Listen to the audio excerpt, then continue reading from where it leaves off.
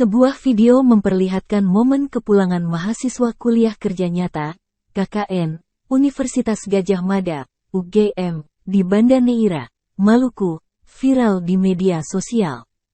Video tersebut diunggah oleh akun bernama @jaguaprox, yang belakangan diketahui sebagai salah satu anggota mahasiswa KKN di sana. Terharu banget diantar sampai pelabuhan. Terima kasih Banda Neira untuk 50 harinya dan sampai jumpa lagi, tulis akun @jaguaprox dikutip pada Selasa, tanggal 15 Agustus tahun 2023. Dalam video itu terlihat sekelompok mahasiswa KKN UGM yang bertolak dari sebuah dermaga menaiki perahu kecil. Dermaga itu sendiri terlihat dipenuhi oleh para anak-anak SD. Anak-anak itu melambaikan tangan mereka sebagai ucapan perpisahan.